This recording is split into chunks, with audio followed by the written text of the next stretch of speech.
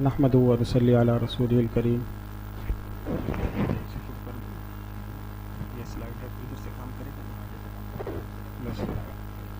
بس ٹھیک ہے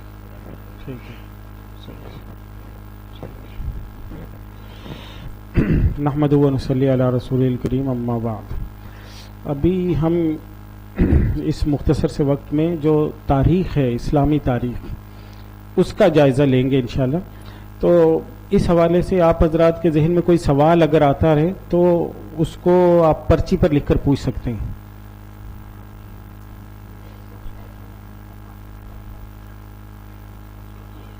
کوئی بات نہیں، ہم چلتے ہیں، آپ ہٹا دیں پھر چھوڑ دیں. جی تو اسلامی تاریخ کا آغاز کہاں سے ہوتا ہے؟ جو اسلامی تاریخ ہے اس کا آغاز کہاں سے ہوتا ہے؟ ہاں، حضور صلی اللہ علیہ وسلم کی ہجرت کے بعد سے. صحیح ہے، بہت اچھا. اس لیے کہ اس سے پہلے جو حضور صلی اللہ علیہ وسلم نے جو ریاست مدینہ تھی، یا مدینہ حضور صلی اللہ علیہ وسلم نے جو خلافت کا قیام تھا، اس کا عملاً آغاز وہاں سے نہیں تھا. ٹھیک ہے، یہ آپ کو نظر آ رہا ہے جیسے مکہ میں حضور صلی اللہ علیہ وسلم کی جو دعوت رہی، اس کے بعد جب حضور صلی اللہ علیہ وسلم کی مدینہ ہجرت ہوئی ہے تو اصل وہاں سے پھر آغاز ہوا ہے، اور مدینہ میں جا کر مسلمان مستحکم ہوئے ہیں، منظم ہوئے ہیں، ایک خلافت وجود میں آئی ہے، اور مسلمانوں نے ایک ریاست کی بنیاد رکھی ہے پھر وہاں سے.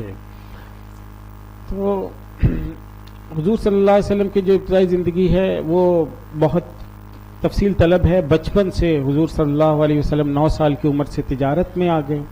9 سال کی عمر سے 2 ہجری تک ان سارے سالوں میں حضور صلی اللہ علیہ وسلم تجارت فرماتے رہے، اور حضور نے کئی جگہوں کا سفر کیا ہے. یہ جزیرہ نما عرب آپ کو نظر آ رہا ہے نا اس وقت میں، اس جزیرہ نما عرب کے جو مشرق ہے اس میں بھی حضور صلی اللہ علیہ وسلم تشریف لے کر گئے ہیں. یہاں مغرب میں بھی حضور صلی اللہ علیہ وسلم تشریف لے کر گئے ہیں. ادھر جنوب کی طرف بھی آئے ہیں، شمال کی طرف شام میں بھی گئے ہیں. ٹھیک ہے، صحابہ اکرام کو حضور صلی اللہ علیہ وسلم نے جب قریش مکہ کے ظلم زیادہ ہوئے تو پھر آپ نے فرمایا کہ حبشہ ہجرت کر جاؤ. تو حبشہ کی جو سرزمین تھی وہ موجودہ ان 3 ملکوں پر مشتمل ہے. یہ ایریٹریا ہے، اس کے بعد میں یہ جیبوتی ہے، اس کے بعد یہ ایتھوپیا نظر آ رہا ہے آپ کو. تو ان 3 ملکوں پر اس وقت جو 3 ملک ہیں وہاں پر حضور صلی اللہ علیہ وسلم کے دور میں نجاشی کی حبشہ کی بادشاہت تھی. تو صحابہ کرام ہجرت کر کے یہاں پر آئے، اور بعض روایات سے یہ بھی پتہ چلتا ہے کہ حضور صلی اللہ علیہ وسلم شاید خود بھی اس سے پہلے تجارت کے لیے یہاں تشریف لا چکے ہیں. جو دوسری مرتبہ بہرحال یہ پھر پہلی ہجرت ہوئی تھی، اس کے بعد دوسری ہجرت ہوئی. افواہ پھیل گئی کہ شاید حالات اچھے ہوئے، صحابہ واپس آئے تو پتہ چلا کہ نہیں، حالات تو ویسے ہی ہیں. تو پھر دوسری ہجرت جو ہوئی وہ. اس کے بعد حضور صلی اللہ علیہ وسلم، یہ وہ دور تھا جب ریاست قائم نہیں ہوئی تھی، اتنی کمزور ریاست تھی. حضور صلی اللہ علیہ وسلم کو اتنا عدم تحفظ تھا کہ جب طائف میں حضور صلی اللہ علیہ وسلم تشریف لے کر گئے تو طائف کے سرداروں نے بات بھی نہیں سنی، اور ساتھ میں کیا کیا، بچوں کو بھی پیچھے لگا دیا، اور حضور صلی اللہ علیہ وسلم پر پتھراؤ بھی ہوا. جب حضور واپس مکہ میں داخل ہونے لگے تو اب حضور کو یہ تھا کہ میں اگر مکہ میں واپس گیا اور میرے ساتھ کوئی محافظ نہیں ہوئے تو مجھے یہ نہ ہو کہ مجھے کوئی تکلیف پہنچائیں، مجھ پہ کوئی حملہ کر دیں قریش مکہ. تو حضور صلی اللہ علیہ وسلم نے اس وقت ایک بڑے سردار تھے جو اگرچہ اسلام نہیں لائے لیکن ان کے دل میں حضور کی محبت تھی. وہ حضرت مطعم بن عدی تھے جو حضرت جبیر بن مطعم کے والد تھے.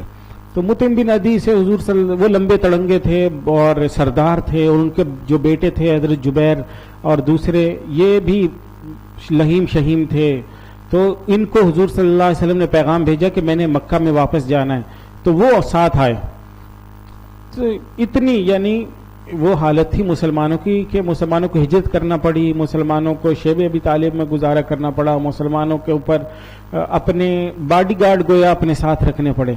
پھر جب مکہ سے مدینہ کی طرف ہجرت ہوئی تب جو ہے وہ اصل ریاست کا آغاز ہوا، اور اس میں بھی ان غزوات کا بنیادی کردار تھا جو غزوات حضور صلی اللہ علیہ وسلم کے دور میں کیے گئے۔ ان میں بدر کا نقشہ آپ کے سامنے ہے، یہ غزوہ بدر جب ہوا تھا تو اس طرح سے اس کا گویا نقشہ بنتا ہے۔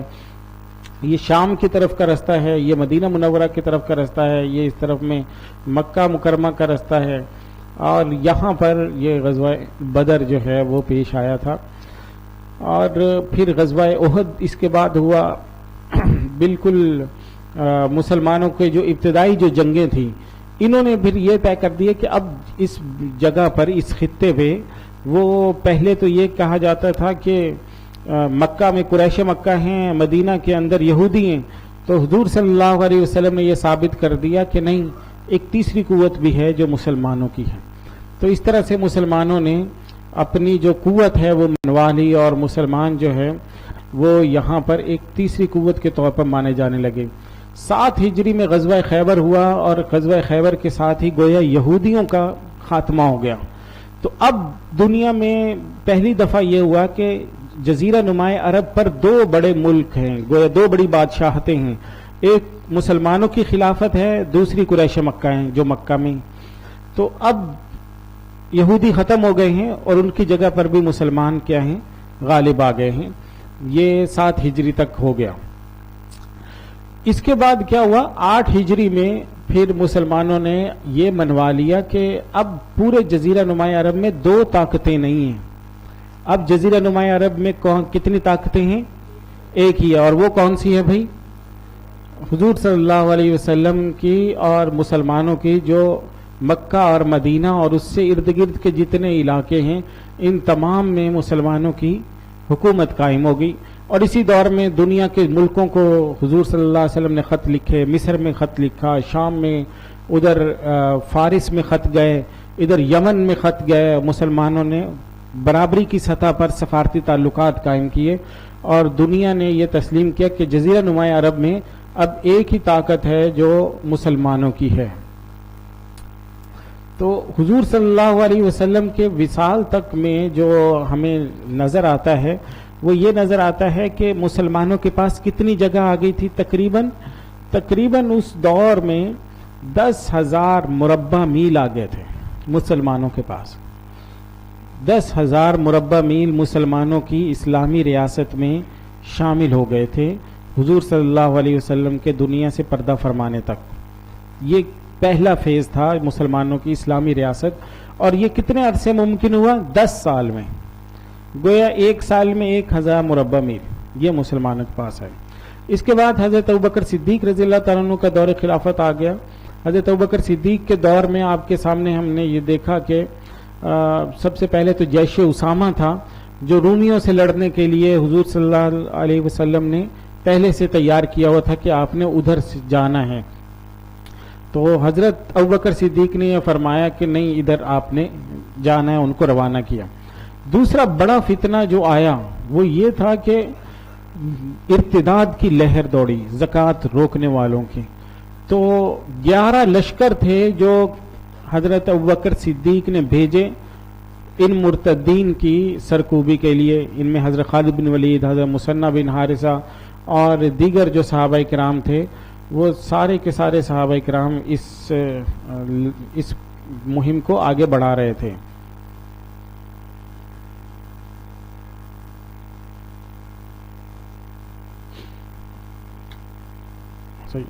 یہ آپ کے سامنے جزیرہ نمائے عرب آ گیا ہے۔ یہ دیکھیں حضور صلی اللہ علیہ وسلم کے دور تک کہاں تک اسلامی خلافت پہنچی تھی، ذرا آپ دیکھیے گا اس نقشے میں۔ یہ مسلمان تبوک تک پہنچے تھے، یہ تبوک کا آخری ضلع ہے سعودی عرب کا، یہاں تک۔ دوسری طرف میں مسلمانوں کی جو فوج ہے وہ شام یعنی ان رومیوں سے لڑنے کے لیے تیار ہو گئی تھی۔ مسلمان عراق کے جو ابتدائی حصے یہاں سے لے کر یہ جو نیچے کا جزیرہ نمائے عرب ہے یہ تقریباً سارا آ گیا تھا۔ یمن کی آخری حدود رہ گئی تھی، عمان کی آخری حدود رہ گئی تھی۔ موجودہ دور میں یہاں پر سعودی عرب ہے، یہ کویت ہے، بحرین ہے، قطر ہے، متحدہ عرب امارات ہے۔ یہ 4 ملک گویا مسلمانوں کے پاس آ گئے تھے، یہ والے، اور 5واں سعودی عرب آ گیا تھا، 6واں یمن، اور 7واں کیا تھا بھائی، عمان۔ یہ کس میں شامل ہو گئے تھے، اسلامی ریاست میں جو حضور صلی اللہ علیہ وسلم کے دور میں رہی، اور حضرت ابوبکر صدیق رضی اللہ تعالیٰ عنہ کے دور میں چونکہ ان کا حضرت ابوبکر صدیق کا دور خلافت تو 2 سال ہے 2.5 سال ہے، تو اس دور میں یہ رومیوں کو ابتدائی شکست ہو گئی تھی اور فارسیوں کو ابتدائی شکست ہوئی تھی، لیکن شام اور عراق فتح نہیں ہوئے تھے. صحیح ہے. تو وہ پھر آگے جا کر یہ وہ نقشہ دکھایا گیا ہے کہ جو حضرت ابوبکر صدیق رضی اللہ تعالیٰ عنہ نے مختلف لشکر بھیجے تھے ارتداد کو ختم کرنے کے لیے. ٹھیک ہے، یہ مختلف لشکر تھے اور ان کے جو سپہ سالار تھے ان کے نام حضرت عمر بن عاص، حضرت خالد بن ولید، حضرت علا حضرمی، حضرت حذیفہ، حضرت مہاجر بن امیہ، یہ سب حضرات جو ہیں یہ جنگیں لڑتے رہے. اور حضرت خالد بن ولید کا سب سے کلیدی کردار رہا کہ انہوں نے پورے یہاں سے یمامہ تک میں وہ آئے ہیں، اس کے بعد سے پھر وہ چلے گئے ہیں اور انہوں نے فارسیوں کو شکست دی ہے. اور جس طرف میں بھی اسلامی لشکر کمزور ہونے لگتا تھا تو حضرت خالد بن ولید کی تشکیل ادھر ہو جاتی تھی کہ آپ اپنے لشکر کو لے کر کیا کریں گے، وہاں روانہ ہو جائیں گے. صحیح ہے. اور شام کی طرف میں کون سے صحابہ کرام گئے ہیں؟ شام کی طرف میں جو صحابہ گئے ان میں حضرت عبیدہ بن جراح ہے، حضرت یزید ابن ابی سفیان، حضرت عمر بن عاص، یہ سب حضرات کس طرف میں چلے گئے؟ شام کی طرف گئے اور یہ انہوں نے اپنا لشکر شام کی طرف میں بڑھا دیا. یہ جنگ یرموک ایک بہت بڑی جنگ کہلا سکتی ہے اس دور کی، جس میں 1,30,000 جو ہیں وہ رومی مارے گئے. گویا میں نے آپ کو جیسے بتایا کہ روم اور فارس، شام اور عراق جو تھا یہ فارسیوں کے پاس ہوتا تھا اور یہ جو شام ہے یہ رومیوں کے پاس ہوتا تھا. ان کو ابتدائی جنگیں ہو چکی تھی مسلمانوں نے لیکن فتح نہیں کیا تھا. حضرت عمر رضی اللہ تعالیٰ عنہ کا جب دور خلافت شروع ہوا تو حضرت عمر رضی اللہ تعالیٰ عنہ کے دور میں پھر اسلامی سلطنت بڑی ہے. حضور کے دور میں کتنی تک پہنچ گئی تھی بھائی؟ صحیح ہے، 10,000 نہیں، 10 لاکھ مربع میں. اور اب جو حضرت عمر رضی اللہ تعالیٰ عنہ کے دور میں پہنچی ہے وہ 22 لاکھ مربع میل پہ اسلامی سلطنت پہنچ گئی. اور وہ کیسے پہنچی ہے؟ جارجیا، آرمینیا بھی فتح ہو گئے ہیں. صحیح ہے، مسلمانوں نے شام بھی فتح کیا، عراق بھی فتح کیا، اس سے آگے ایران فتح کیا، اوپر جارجیا، آرمینیا فتح کیا. یہ نقشے میں آپ کو دکھاتا ہوں. یہ اسلامی لشکر ہے جنہوں نے اس رستے پر سفر کیا ہے. اور حضرت عبیدہ بن جراح رضی اللہ تعالیٰ عنہ نے دمشق اور بیروت فتح کیے اور پھر اس کے بعد یہ مصر کی طرف روانہ ہو گئے اور مصر انہوں نے پھر آگے فتح کیا ہے. دیکھیں یہاں پر مسلمان اب ایران کی طرف میں جا رہے ہیں. حضرت سعد بن ابی وقاص جو ہیں وہ ایرانیوں کے لشکر سے ٹکرائے ہیں اور 50,000 ایرانیوں میں سے صرف 30 زندہ بچ کر مسلمانوں سے جا سکے. مسلمانوں نے ان کو اس طرح سے شکست دی ہے. حضرت عمر بن عاص رضی اللہ تعالیٰ عنہ کا بڑا مشہور واقعہ ہے. وہ جب یہاں پر اسلامی لشکر پہنچا فلسطین میں، تو فلسطین آپ کو پتہ ہے کہ فلسطین جب فتح ہوا تھا تو حضرت عمر رضی اللہ تعالیٰ عنہ وہاں پر کیا کیا تھا؟ انہوں نے تشریف لے گئے تھے نا. خود حضرت عمر رضی اللہ تعالیٰ عنہ تشریف لے کر گئے تھے اور انہوں نے پھر جو ان کے متولی تھے انہوں نے چابیاں دی تھی حضرت عمر رضی اللہ تعالیٰ عنہ کو.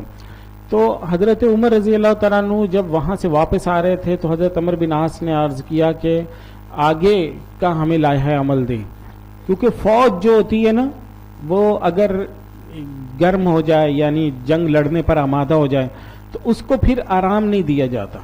اگر وہ سست ہو جائے، آرام کرنے لگ جائے تو پھر وہ فوج جو ہے وہ اس کو ردھم میں آتے ہوئے دوبارہ سے جنگ کے لیے آمادہ ہوتے ہوئے بہت وقت لگتا ہے.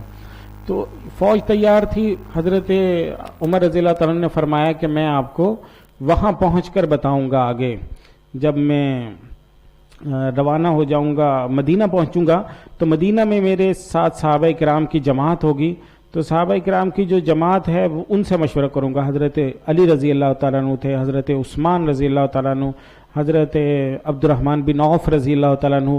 یہ وہ صحابہ کرام تھے جن سے حضرت عمر مشورہ کرتے تھے. تو لیکن پھر انہوں نے یہ عرض کیا حضرت سعد بن ابی وقاص رضی اللہ تعالیٰ عنہ نے کہ वहां तो बहुत दूर, उस दौर में तो टेलीफोन नहीं होता था कि मशवरा हो गया आगे चले जाएं। तो अब मदीना से कोई आदमी अगर रवाना होगा घोड़े पर और वो आएगा फलस्तीन में, तो उसको तो कई दिन लग जाएंगे, 1 महीना तो लगेगा कम से कम ना। तो उन्होंने कहा कि इतना हम इंतजार कैसे करें। तो उन्होंने ये कहा कि मैं जाते ही मशवरा करके फौरन आदमी भेजूंगा, लेकिन आप रवाना हो जाओ, आप मिस्र की तरफ चल पड़ो। अगर आप मिस्र में दाखिल हो गए तो बस शुरू कर दें जंग आप।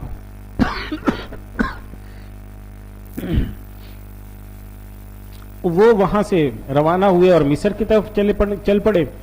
इधर से हजरत उमर रज़ियल्लाहु अन्हु ने मशवरा किया, साहबा ने मना कर दिया, क्योंकि मिस्र में कोई इतनी आबादी भी नहीं थी और मिस्र में लोगों तहजीब तमद्दुन भी नहीं था। लोग जो हैं वहशी कबाइल रहते थे, जो जानवरों के साथ जिनका उठना बैठना होता था, इस तरह के। तो जब उनका पैगाम रसा पहुंचा तो हजरत साद बिन अबी वक्कास मिस्र की सरहद से चंद कदम के फासले पर थे। तो उन्होंने उसके साथ गुफ्तगू शुरू की, पैगाम रसा के साथ, और गुफ्तगू करते करते मिस्र की सरहद में दाखिल हो गए। उसने कहा कि अमीरुल मोमिनीन ने मना कर दिया, तो उन्होंने कहा कि अमीरुल मोमिनीन से जाकर कहें कि जब मैंने पैगाम पहुंचाया तो वो मिस्र की सरहद में दाखिल हो गए थे। इस तरह मुसलमान जो है वो फिर आगे बढ़े और हजरत उमर रज़ियल्लाहु तआला अन्हु के दौर में ही ये क्या मिस्र है, ये इस्लामी सल्तनत में दाखिल हो गया और मुसलमानों ने इसको फतह कर लिया। अब ये देखें, ये दुनिया का नक्शा है, ये मुसलमानों ने कौन कौन से इलाके हजरत उमर रज़ियल्लाहु अन्हु के दौर में फतह किए हैं। देखें जरा, ये आपको नजर आ रहा है, ये इराक है, ये शाम है, ये लबनान है, ये फलस्तीन है, और ये जिस जगह ये निशान है इस जगह उर्दन है। ये 4 मुल्क ये हो गए, 5वां इराक हो गया, ऊपर जॉर्जिया, आर्मीनिया और अजरबैजान, ये 3 मुल्क हो गए। और इस तरफ में आप देख रहे हैं ये ईरान है, ईरान के बाद ये अफगानिस्तान है। भाई अफगानिस्तान नजर आ रहा है, ये पाकिस्तान शुरू हो गया है। देख रहे हैं, बिल्कुल एक छोटा सा हिस्सा पाकिस्तान का भी जो इसमें शामिल था ईरान में, वो फतह हुआ इसी दौर में, ठीक है। और ऊपर तुर्कमानिस्तान है, ये तुर्कमानिस्तान का थोड़ा सा हिस्सा। और ये आप देख रहे हैं, ये मिस्र हजरत उमर रज़ियल्लाहु अन्हु के दौर में फतह हुआ। और उसके बाद ये कौन सा मुल्क है भाई, मिस्र के बाद कौन सा मुल्क है, लीबिया, लीबिया है। तो मिस्र, लीबिया और शाम, Iraq, Beirut, फलस्तीन, उर्दन, Georgia, Armenia, Azerbaijan, ये कुल कितने मुल्क हो गए, 8। फिर ये ईरान 9, फिर ये अफगानिस्तान 10, तुर्कमानिस्तान 11 और पाकिस्तान का थोड़ा सा हिस्सा 12 नए मुल्क किसने फतह किए हैं, हज़रत उमर रज़ियल्लाहु तआला अन्हु के दौर खिलाफत में फतह हुए हैं। इस तरह फिर इस्लाम फैला और इस्लामी सल्तनत दुगनी से भी ज्यादा हो गई। जो 10 लाख मुरब्बा मील पे थी वो अब कितने पे चली गई, 22 लाख मुरब्बा मील पे इस्लामी सल्तनत फैल गई है। ठीक है भाई, इतना याद रहेगा ना सबको। हजरत उस्मान रज़ियल्लाहु अन्हु का दौर खिलाफत आ गया। पहले 6 साल हजरत उस्मान रज़ियल्लाहु अन्हु के दौर खिलाफत में जंगें चलती रहीं, फुतूहात होती रहीं, मुसलमान आगे बढ़ते रहे, लेकिन आखिरी 6 साल में फिर मुसलमानों में खलफशार पैदा हो गया। तो मुसलमानों ने इस दौर में भी कुछ फुतूहात की हैं। मसलन इस्कंदरिया में मुसलमान पहुंचे। ये जो साहिली इलाके थे, इस्कंदरिया सबसे बड़ा शहर था मिस्र का, वो फतह हुआ जाकर। आर्मीनिया मुकम्मल फतह हुआ। और डॉक्टर हमीदुल्लाह साहब की तहकीक ये है कि मुसलमान जो लीबिया तक हमने पढ़ा है ना, पहले हज़रत उमर के दौर में लीबिया भी फतह हो गया था, तो लीबिया के बाद आगे 3 मुल्क और हैं। लीबिया के बाद ट्यूनिस है, फिर अलजायर है, फिर मराकश है। तो डॉक्टर हमीदुल्लाह साहब ने जो एक दौर में जब पाकिस्तान में इस पर जामे हक्कानिया ने इस पर रिपोर्ट शाया की थी कि सबसे पहले उंदुलुस किसने फतह किया, तो हम सब लोग जानते हैं उंदुलुस किसने फतह किया भाई। उंदुलुस में सबसे पहले कौन सा मुसलमान फातेह दाखिल हुआ था? हाँ हाँ हाँ, ऊंची आवाज से बोले, कौन? Tariq Ibn Ziyad. और तारिक इब्ने ज़ियाद का जो दौर है वो कौन सा है? وہ ہے بنو امیہ کا دور جو اس کے بعد ابھی شروع ہوگا، اور وہ ہے ولید بن عبد الملک کا دور. ہمارے ہاں مشہور یہ ہے کہ ولید بن عبد الملک کے دور میں فتح ہوا ہے کیا چیز؟ اندلس، اسپین. لیکن ڈاکٹر حمید اللہ صاحب نے پھر تحقیق اس پر کی، وہ جامعہ حقانیہ کے اس میگزین میں شائع ہوئی. اس میں انہوں نے یہ بتایا کہ حضرت عثمان کے دور میں حضرت غطریف جو تھے وہ لشکر لے کر گئے تھے مراکش تک، اور مراکش سے وہ داخل ہو گئے تھے کہاں پہ؟ اندلس میں داخل ہو گئے تھے. صحیح ہے بھائی. تو یہ سارے علاقے ہیں. اس کے بعد اسی دور میں حضرت امیر معاویہ رضی اللہ تعالیٰ عنہ جو تھے یہ شام کے گورنر مقرر کر دیے گئے تھے. یہ حضرت عمر رضی اللہ عنہ کے دور میں ہی شام کے گورنر مقرر ہو گئے تھے. تو حضرت عثمان رضی اللہ عنہ کے دور میں حضرت امیر معاویہ بہت زبردست منتظم تھے، بڑے زبردست گورنر تھے، یعنی انہوں نے پورے علاقے کو زبردست انداز میں کنٹرول رکھا تھا. تو انہوں نے حضرت عمر رضی اللہ عنہ کو بھی خط لکھا تھا کہ آپ مجھے اجازت دیں، میں ادھر سمندر میں جانا چاہتا ہوں. تو حضرت عمر کا وہ خط ملتا ہے، بڑی زبردست عربی ہے اس کی. تو انہوں نے کہا کہ نہیں، سمندر کے اندر یہ خطرات ہیں اور ایسے خطرات ہیں اور اس میں انسانی جان ضائع ہونے کا خطرہ ہے، اس لیے ادھر نہیں جانا تم. حضرت عثمان کے دور میں حضرت امیر معاویہ کو اجازت مل گئی کہ آپ سمندر میں جائیں. تو یہ دیکھ رہے ہیں آپ، یہ بحیرہ روم ہے بھائی، یہ نیچے نظر آ رہا ہے آپ کو، یہ سارا پانی پانی پانی ہے. اس پانی کے درمیان میں یہ جزیرہ ہے قبرص کا، سائپرس کا. یہ جزیرہ آج بھی موجود ہے. قبرص کا جزیرہ فتح کر لیا حضرت امیر معاویہ نے، اور پہلی دفعہ مسلمان جو ہیں وہ سمندری رستے سے پھر حملہ آور ہوئے ہیں مختلف علاقوں پر.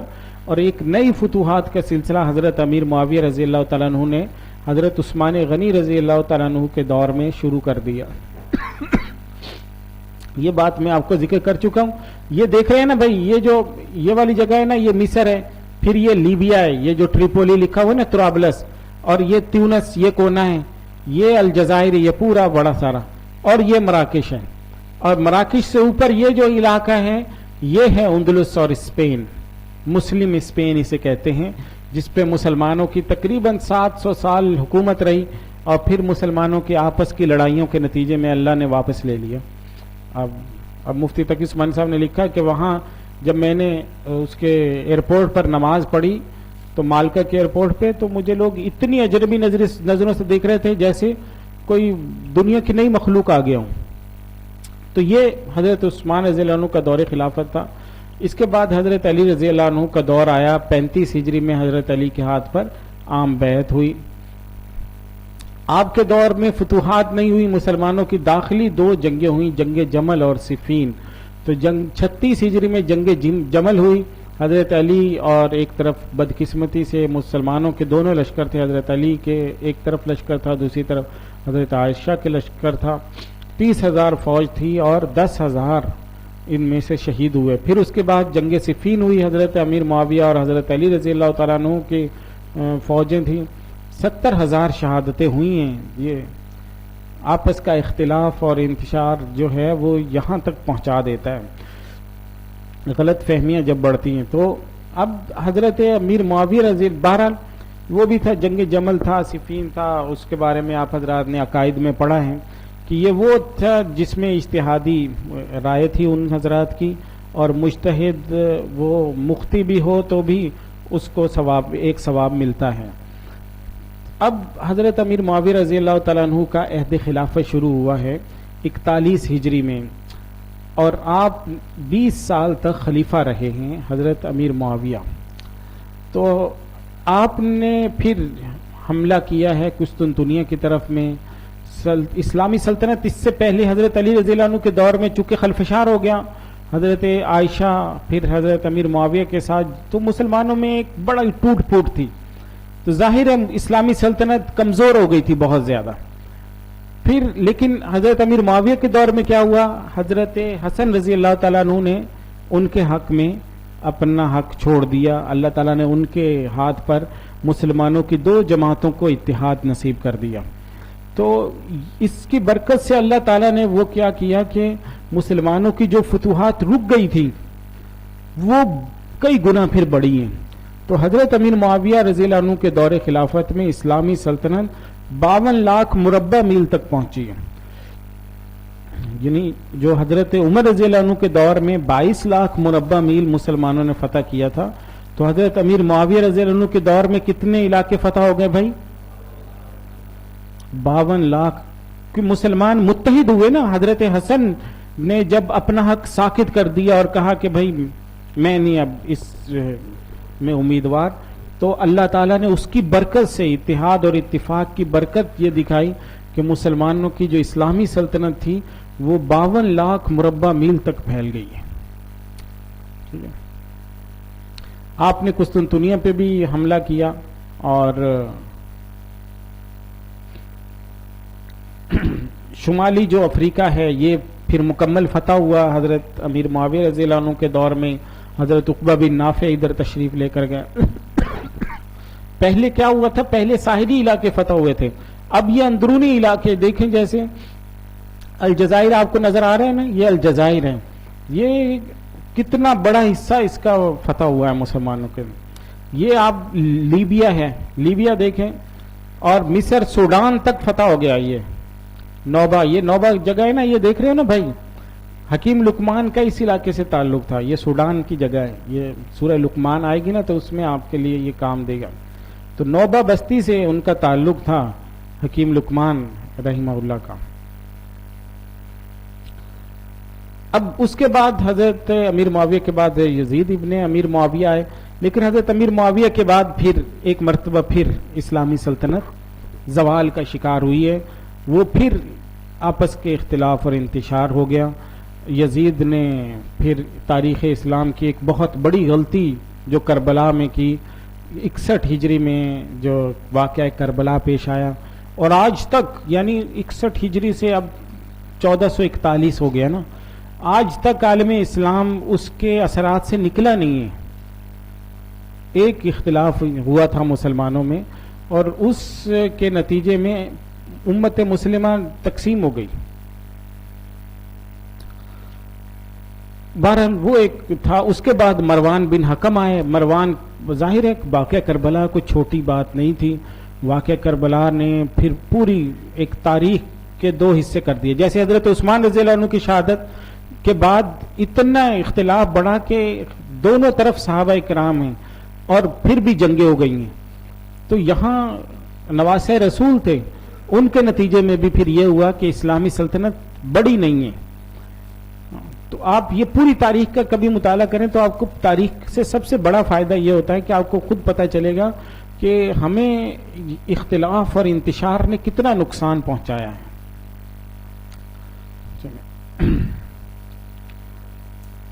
मरवान के बाद में इस्लामी सल्तनत जो समझें, क्योंकि जो बनु उमैया थे वो कमजोर हो गए थे, जो हाशमी थे वो दूसरी तरफ थे मक्का और मदीना के अंदर। हजरत अब्दुल्ला बिन जुबैर रजी अल्लाह तआला अन्हु की खिलाफत कायम हुई है इसी दौर में, और इसका नाम हमारे यहाँ तारीख में लिया नहीं जाता। हम कहते हैं ना कि खिलाफत अला मिनहाजी नबुवा जो थी खिलाफत राशिदा थी, और उसके बाद हजरत उमर बिन अब्दुल अजीज की थी, यही पढ़ते हैं ना भाई।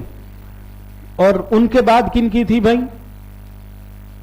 पांचवी, जिसको हम हमारे यहाँ मौर्रिखीन कहते हैं वो थी औरंगजेब आलमगीर का नाम लेते, मौलाना अबू हसन नदवी रहीमुल्लाह ने जो लिखा है।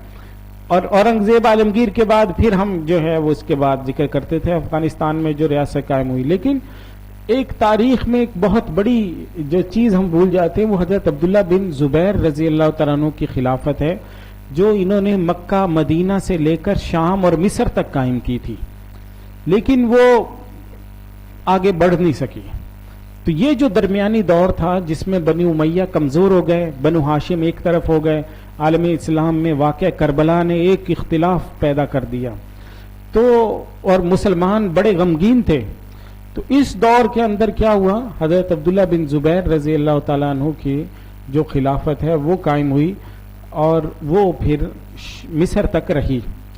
लेकिन अल्लाह का करना ये हुआ कि वो जो खिलाफत थी वो भी आगे, ये उस खिलाफत के कुछ नक्शे आपको बताए जा रहे हैं कि यार असल उसका मरकज जो था, पाया तख्त, वो यही था, मक्का था।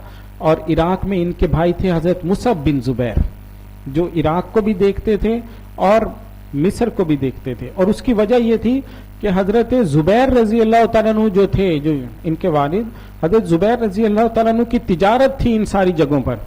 حضرت زبیر رضی اللہ عنہ نے عراق کے اندر بھی اپنے تجارت قائم کی ہوئی تھی، مصر میں بھی قائم کی تھی، بلکہ اس دور میں کوئی شخص مکہ میں ان کو پیسے جمع کراتا تھا تو عراق میں رسید دکھا کر وہ پیسے لے لیتا تھا، مصر میں رسید دکھا کے پیسے لے لیتا تھا. اسی لیے لوگ کہتے ہیں کہ جو پہلا بینکنگ کا تصور ہے وہ حضرت زبیر رضی اللہ عنہ نے دیا. اور بخاری شریف میں آپ اس کی حدیث وہ پڑھ لیں گے، الف الفین و میتا الفین، جو ان کی وراثت کی تقسیم کا ایک بہت بڑی مسئلہ ہوتا ہے، بڑی مارکۃ الآراء بحثیں ہوتی ہیں اس پر. پھر یہ 63 ہجری آیا اور مصر، فلسطین، یہ جو علاقے ہیں یہ بنو امیہ کے ہاتھ سے نکلتے چلے گئے. تو 66 ہجری آ گیا اس کے بعد. اب جب تو اس دور میں جو مروان کے بیٹے تھے عبد الملک، وہ فقہائے سبع میں شمار ہوتے تھے.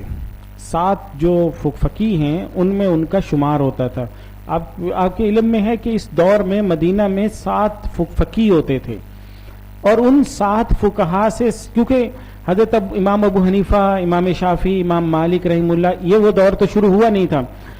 یہ وہ دور تھا جب صحابہ کرام کا وصال ہو رہا تھا، تابعین جو ہیں وہ ان کو علم منتقل ہو رہا تھا، یعنی دوسرے درجے کی جو مسلمان فقی تھے وہ آئے تھے آگے. تو اس دور میں فقہائے سبع تھے مدینہ کے، جن سے سب لوگ فقہ سیکھتے تھے. تو ان میں ان کے مختلف نام آتے ہیں، مختلف ادوار میں مختلف لوگ رہے. تو ان میں یہ عبد الملک جو مروان کے صاحبزادے تھے، عبد الملک، یہ بھی بہت بڑے فقی تھے، محدث تھے، احادیث کے حافظ تھے، فقہ میں بہت نام تھا ان کا.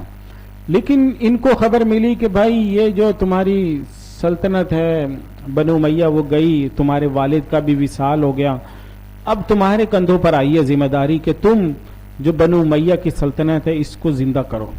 تو یہ سبق پڑھ رہے تھے، احادیث کی کتابوں میں بیٹھے ہوئے تھے. تو مورخین لکھا ہے کہ انہوں نے پھر کہا کہ ھذا فراق بینی و بینک، اپنی کتابوں کو مخاطب کر کے یہ کہا کہ آج سے تمہارا اور میرا رستہ جدا ہو گیا ہے، آج سے میں حکومت سنبھالوں گا. اس کے بعد پھر عبد الملک بن مروان جو ہے اس نے چھوٹی سی جگہ سے پھر شروع کیا ہے اپنا کام، اور شام سے انہوں نے، شام سے، کیونکہ شام جو ہے یہ حضرت امیر معاویہ کے دور سے بنو امیہ کے پاس رہا ہے، تو وہاں سے انہوں نے اپنی کوشش شروع کی، لوگوں کو منظم کیا، جوڑا ساتھ میں.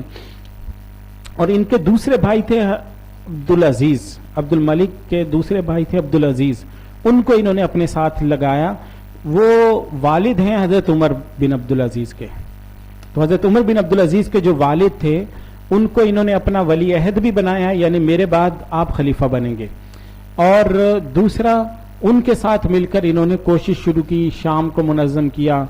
پھر شام جب منظم ہوا تو اللہ تعالیٰ نے انہیں ایک آدمی عطا کر دیا جس کا نام ہے حجاج بن یوسف. حجاج بن یوسف آ گیا. حجاج بن یوسف ایک قاری تھا، ایک قاری صاحب تھے، طائف میں پڑھاتا تھا. تو اس کو تنگ کیا حضرت عبداللہ بن زبیر کے فوجی کوئی آئے تھے، ان سے یہ تنگ ہو گیا، ان سے جیسے تھوڑی اکھڑ طبیعت کا تو تھا ہی، تو ان سے یہ جھگڑا، اور انہوں نے 2-3 مرتبہ چھاپا مارا اس پر. یہ پھر ان سے متنفر ہو کر شام آ گیا کہ میں اب اس علاقے میں رہوں گا ہی نہیں جدھر تمہاری خلافت. تو جب یہ آیا شام میں تو اس کو سپاہی پکڑ کر لے آئے حضرت عبد الملک بن مروان کے دربار میں. تو عبد الملک بن مروان نے جب اس سے گفتگو کی نا، تو یہ حجاج بن یوسف افصح العرب تھا، یعنی یہ فصیح ترین آدمی تھا. اس کے بعض آپ کو خطبے جو ملتے ہیں نا وہ ہماری ادبی کتابوں میں شامل ہیں، نفحۃ العرب وغیرہ میں آپ اس کے خطبے پڑھیں گے. تو بہت فصیح آدمی تھا. تو بعض پوری تقریریں ان کی ایک ایک جملے پر مشتمل ہوتی تھی. اور عبد الملک بن مروان سے اس طرح یہ رابطہ کرتا تھا کہ ان کو ایک لفظ لکھتا، وہ آگے سے دوسرا لفظ جواب میں دے دیتے تھے. تو اس طرح سے یہ ہوتا. تو اس کو انہوں نے رفتہ اس کو دیکھا کہ یہ بڑا زبردست منتظم آدمی ہے، اور فصیح ہے، سمجھدار ہے، عقل مند ہے. انہوں نے رفتہ رفتہ اپنی جو فوج تھی بنو امیہ کی فوج، اس کی سپہ سالاری حجاج کو منتقل کر دی. تو حجاج بن یوسف کیا ہو گیا؟ بنو امیہ کی فوج کا سپہ سالار بن گیا. جب وہ سپہ سالار بنا تو انہوں نے کیا کیا؟ انہوں نے پھر اپنے جو ارد گرد کے علاقے تھے جن پہ حضرت عبداللہ بن زبیر کی خلافت قائم تھی، ان کو قبضہ کرنا شروع کیا. صحیح. یہی عبداللہ ملک بن مروان جن کا ذکر کر رہے ہیں، یہ 13 سال حکمران رہے تھے، اور ان کی حکمرانی کس کے بل بوتے پر قائم تھی بھائی؟ حجاج بن یوسف کے. تو میں ابھی آپ کو بتا گیا ہوں کہ حضرت جو ہیں عبداللہ بن زبیر، ان کی خلافت کون کون سی علاقوں پر تھی؟ مکہ پر تھی، مدینہ پر تھی، اس کے بعد کون سے علاقوں میں تھی؟ عراق پر تھی، اور کس میں تھی؟ مصر میں تھی، ہے نا. مصر میں بھی تھی، عراق میں بھی تھی، مکہ اور مدینہ میں بھی تھی.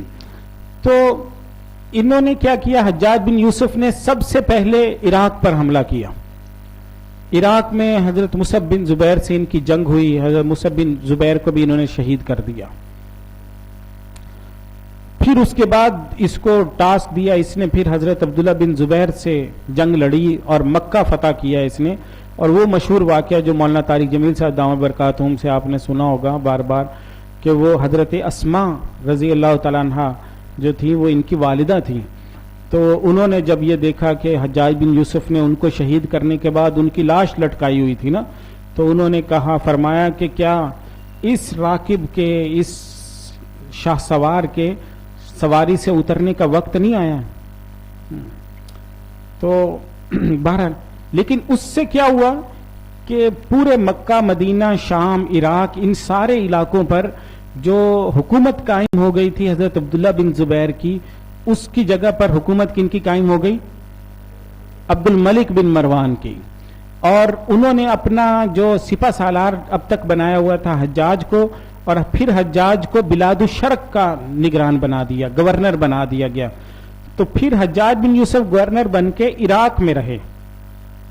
تو عراق کی گورنری حجاج کے پاس آ گئی، اور حجاج کے پاس دوسرے نمبر پر عراق سے آگے جو ایران ہے، اور یہ قازقستان، کرغیزستان، تاجکستان، ازبکستان، ترکمانستان، ان علاقوں کی آ گئی.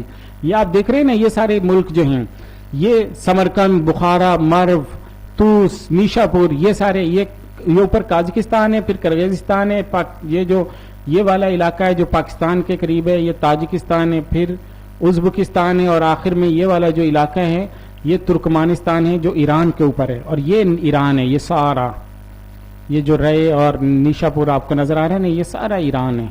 ٹھیک ہے. یہ درمیان میں بحیرہ قزوین ہے، یہ سمندر ہے. تو یہاں تک اسلامی سلطنت کہاں، کس دور میں پہنچی ہے؟ بنو امیہ کے دور میں. اللہ نے پھر ان کے لیے فتوحات کے دروازے کھولے. تو بنو امیہ کے جو خلافت ہے اس کو حجاج مل گیا. حجاج نے پھر اس کو خلافت کو پھیلایا. تو اللہ کا کرنا یہ ہوا کہ حضرت عمر بن عبدالعزیز کے جو والد تھے عبدالعزیز، انہوں نے کیا بننا تھا؟ خلیفہ بننا تھا عبد الملک بن مروان کے بعد. لیکن عبد الملک کی زندگی میں ان کا وصال ہو گیا.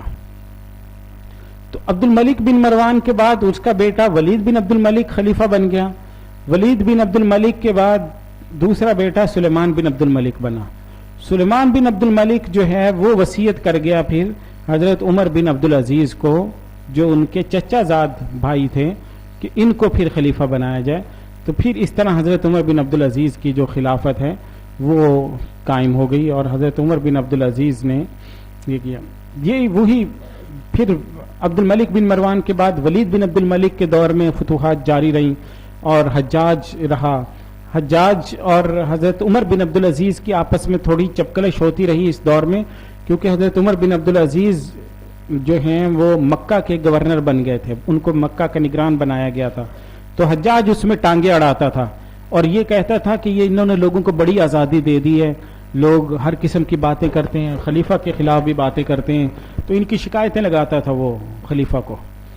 لیکن حضرت عمر بن عبدالعزیز بہرحال چونکہ ان کے رشتہ دار بھی تھے خلیفہ کے، ولید بن عبد الملک کی جو ہمشیرہ تھی وہ حضرت عمر بن عبدالعزیز کی اہلیہ تھی، تو ان دونوں کی آپس میں رشتہ داریاں اتنی گہری تھیں، اور چچا کے بیٹے بھی تھے۔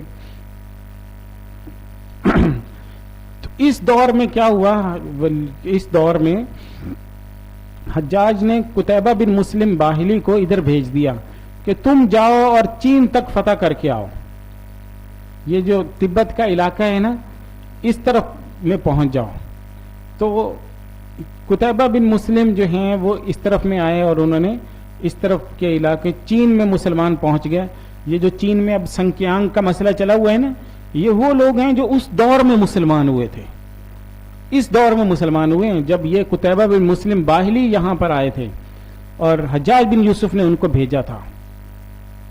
یہ آپ کو نظر آ رہا ہے جی، ٹھیک ہے۔ دوسری طرف جو مصر، لیبیا، تیونس، الجزائر یعنی مصر کے یہ جو افریقہ کے علاقے ہیں، ان میں حضرت موسیٰ بن نصیر جو تھے انہوں نے فتوحات جاری رکھی، اور یہی انہی کے دور میں پھر یہ ہوا یہ کام۔ یہ دیکھ رہے ہیں نا بھائی، یہ تیونس ہے اور اوپر کیا ہے، یہ مراکش ہے، اور مراکش سے اوپر اسپین ہے۔ تو پھر یہیں سے مسلمان جو ہیں وہ طارق بن زیاد موسیٰ بن نصیر کے ایک فوجی تھے، ان کو انہوں نے لشکر کا سپہ سالار بنا کے بھیج دیا تھا پھر کہ تم جا کر راڈرک کی فوج سے لڑو، اور وہ پھر کیا ہوئے تھے، اسپین میں داخل ہو گئے۔ تو یہ سب کس دور میں ہو رہا ہے بھائی؟ بنو امیہ کے دور میں ہوا، خلافت بنو امیہ کے دور میں ہوا۔ یہ وہی میں آپ کو بتا چکا ہوں کہ حضرت عمر بن عبدالعزیز کو مدینے کا عامل بنایا گیا۔ پھر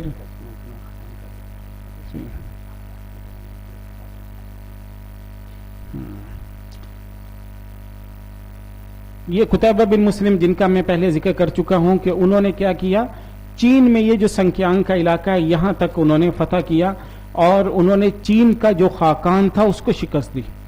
چین میں مسلمان داخل ہو گئے، اب چین دنیا کی اگلی سپر پاور بننے جا رہا ہے، صحیح ہے۔ اسی دور میں پھر محمد بن قاسم آ گئے، انہوں نے یہاں کراچی سے شروع کیا اور ملتان تک فتح کر لیا۔ مسلمان دیکھیں کتنی فتوحات کرتے آ رہے ہیں، اللہ تعالیٰ نے مسلمانوں کے لیے زمین مسخر کر دی۔ ایشیا مسلمانوں نے ایشیا میں چین فتح کر لیا، پاکستان آدھا فتح کر لیا، یہاں تک پہنچے ہوئے ہیں۔ افریقہ فتح کر کے مسلمان یورپ میں داخل ہو گئے۔ دیکھیں یہ جو محمد بن قاسم آئے، یہ سین دکھایا گیا ہے اس میں۔ لیکن پھر یہ ہوا کہ ولید بن عبد الملک کے بعد فتوحات رک گئیں۔ کیوں رکی؟ ایسے لگتا تھا جیسے مسلمان سارے تینوں بر اعظم فتح کر لیں گے، لیکن ایشیا، یورپ اور افریقہ یہ سارے بر اعظم مسلم کیونکہ ولید بن عبد الملک کے بعد جو سلیمان بن عبد الملک آیا، اس نے کہا کہ جتنے بھی حجاج نے گورنر بنائے تھے ان سب کو قید کر کے لاؤ۔ تو محمد بن قاسم کو قید کر دیا گیا، طارق ابن زیاد کو گرفتار کر کے لایا گیا، اور موسیٰ بن نصیر کی ساری جائیداد انہوں نے چھین لی۔ اللہ تعالیٰ نے اس کی وجہ سے پھر فتوحات روک دی، کیونکہ اس نے تو اپنے ذاتی انتقام لیا نا، تو اللہ تعالیٰ نے ذاتی انتقام لینے کے نتیجے میں پھر فتوحات روک دی۔ لیکن اس کا واحد جو ایک نیکی کا کام تھا وہ یہ تھا کہ وہ اپنے بعد حضرت عمر بن عبدالعزیز کو خلیفہ نامزد کر گیا، اور 2 سال 5 مہینے حضرت عمر بن عبدالعزیز خلیفہ رہے، اور انہوں نے پھر وہ خلافت قائم کی جس کی دنیا میں مثال دی جاتی ہے۔ لیکن حضرت عمر بن عبدالعزیز کے بعد بنو امیہ ختم ہوتی گئی، اور اس کے بعد بنو امیہ 132 ہجری میں، یعنی 32 سال لگے ان کو ختم ہوتے 99 ہجری سے 101 تک حضرت عمر بن عبدالعزیز رہے، اور 101 سے 132 تک، ان 31 سالوں میں خلافت بنو امیہ ختم ہو گئی، اور ان کی جگہ پہ بنو عباس کی خلافت جو ہے وہ قائم ہو گئی۔ یہ آپ کو ایک نقشہ دکھایا گیا ہے کہ یہ جو ہمارے ہاں جن علاقوں کی ہم بخاری، مسلم اور یہ ساری کتابیں پڑھتے ہیں، یہ سارے بنو امیہ کے دور میں فتح ہوئے۔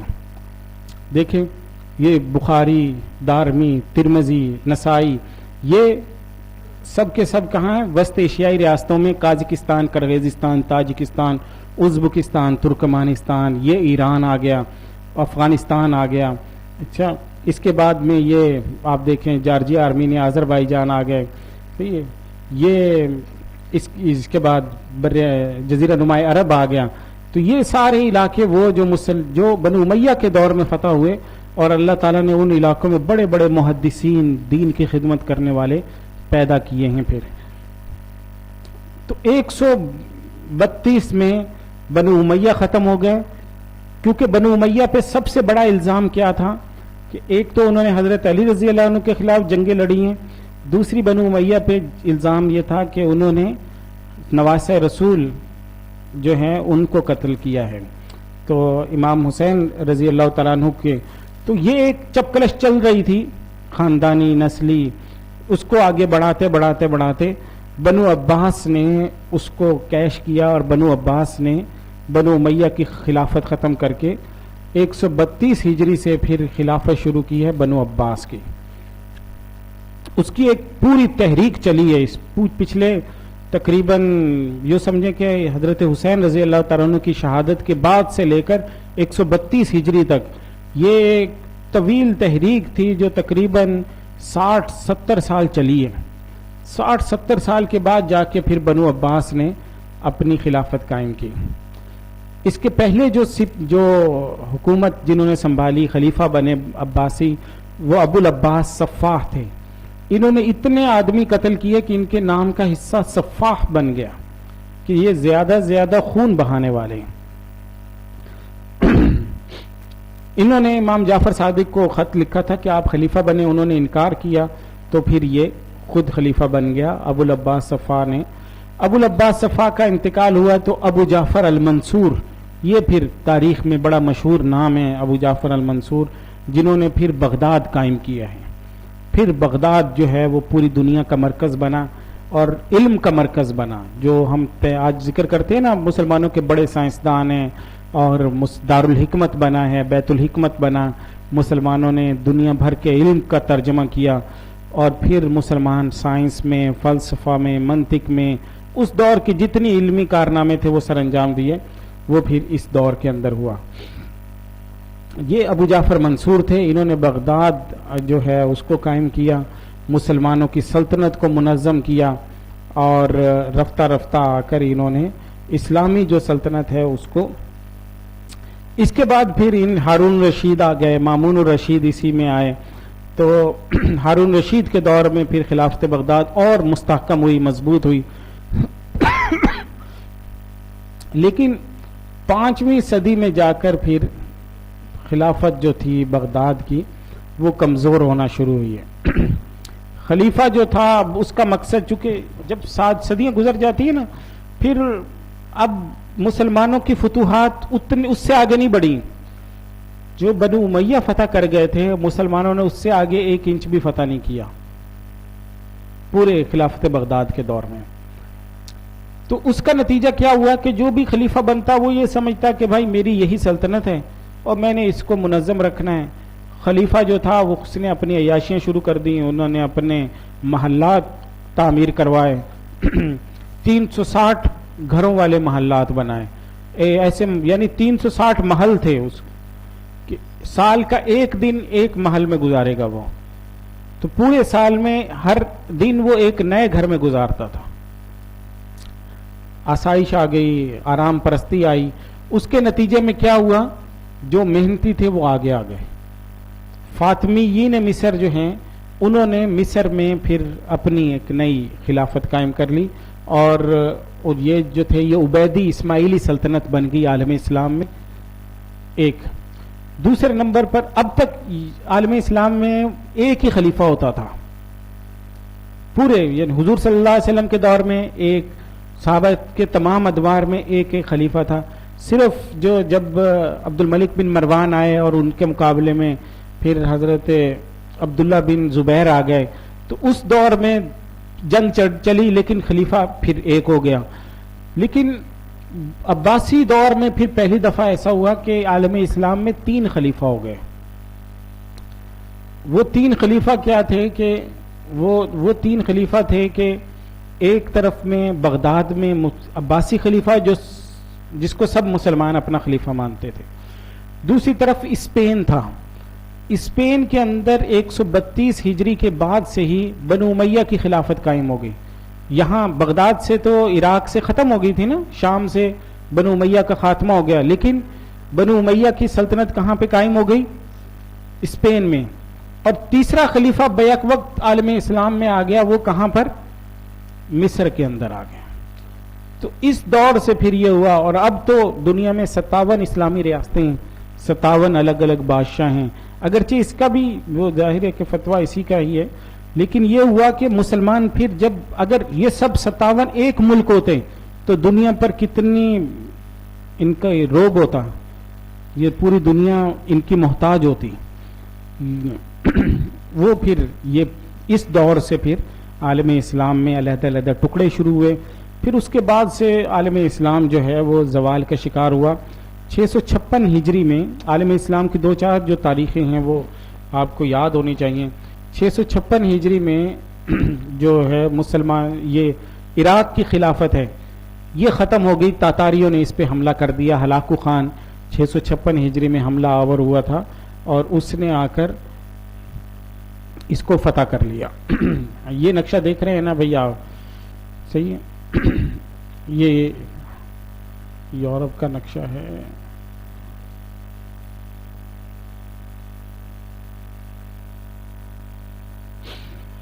اچھا تو 656 میں تو کون سی خلافت ختم ہوئی ہے مسلمانوں کی؟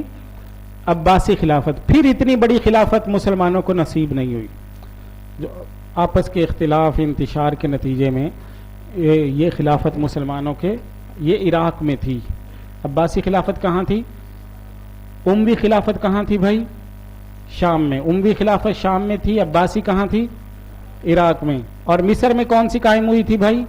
5ویں صدی میں دولت فاطمیہ فاطمی سلطنت قائم ہوئی تھی. مصر میں کون سی سلطنت قائم ہوئی تھی بھائی؟ فاطمی. اور اندلس میں کون سی قائم ہو گئی تھی بھائی؟ اموی. صحیح ہے. تو بنو امیہ نے وہاں پہ قائم کر لی تھی. کس میں؟ اسپین میں، اندلس میں. اور مصر میں کن کی تھی؟ اور عراق میں کن کی تھی؟ اور یہاں شام میں کن کی خلافت تھی؟ اور خلافت راشدہ کے ادوار میں کون سی جگہ رہی ہے جہاں پہ پایا تخت تھا دارالخلافت؟ وہ مدینہ منورہ تھا. دور نبوی میں یہ سارے ادوار میں خلافت راشدہ کے دور میں یہی مدینہ منورہ تھا. ٹھیک ہے، اتنی بات سمجھ آ گئی ہے بھائی سب کو؟ تو یہ پھر مسلمانوں کی تاریخ جو ہے وہ پھر خلافت بغداد کے بعد پھر چھوٹی چھوٹی خلافتیں آئی ہیں. چھوٹے چھوٹے علاقے مسلمانوں کے ہو گئے، مسلمان ملکوں میں تقسیم ہو گئے. پھر آج تک پہنچے ہیں ہم جو 57 ملک بنے ہوئے ہیں دنیا کے اندر، اور ان میں سے کبھی کوئی کم ہو جاتا ہے، کسی پہ اور بھی قبضہ کر لیتے ہیں. کتنے ملک ہیں جہاں اسلام اجنبی ہو گیا. ٹھیک ہے بھائی، تو کوئی سوال ہو تو اس سے متعلق پوچھ سکتے ہیں. وآخر دعوانا ان الحمدللہ رب العالمین. کوئی پرچی وغیرہ پر لکھ کر بھی پوچھ سکتے ہیں، ویسے پوچھ سکتے ہیں کوئی اس سے متعلق ہو.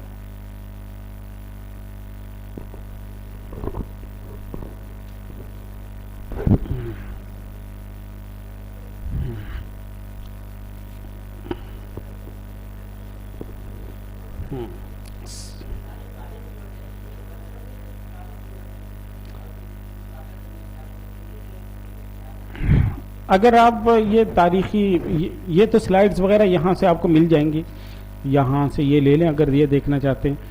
ویسے آپ تاریخ جو ہے اس کے لیے مختلف کتابیں ہیں. مولانا سعید احمد اکبر آبادی کی مسلمانوں کا عروج و زوال ہے، مختصر کتاب ہے. اس میں مسلمانوں کے یہ سارے ادوار موجود ہیں، ان کو آپ پڑھ لیجئے. اس میں آپ کو مسلمانوں کی جو تاریخ ہے ساری صرف اسلامی پس منظر سے، وہ تھوڑی مختصر بھی ہے اور اس میں تمام ضروری تفصیلات آ گئی ہیں، وہ دیکھ لیجئے اس کے اندر.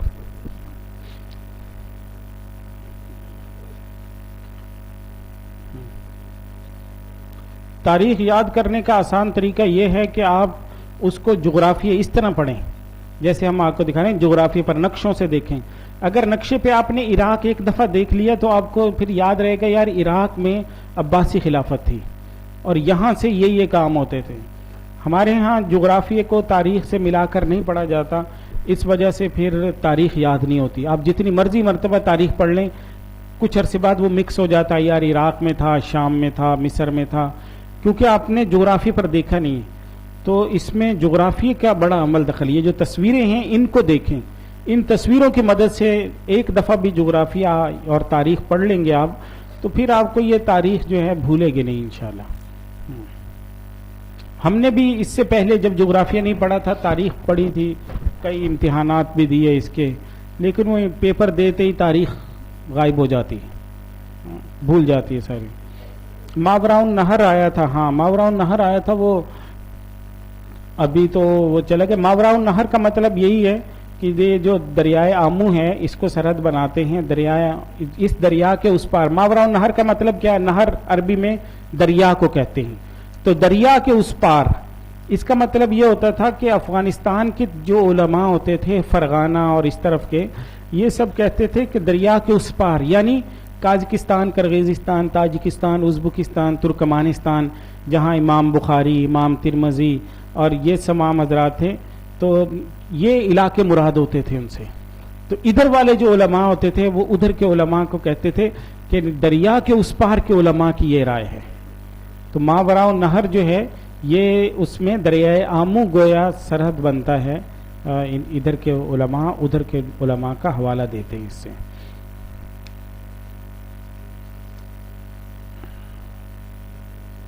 ہاں خلافت عثمانیہ تھوڑی بعد میں، وہ بھی اس کے بعد آنی تھی، تو آپ نے یہ جو خلافت عثمانیہ وہ اگلی کسی نشست میں انشاءاللہ آئے گا.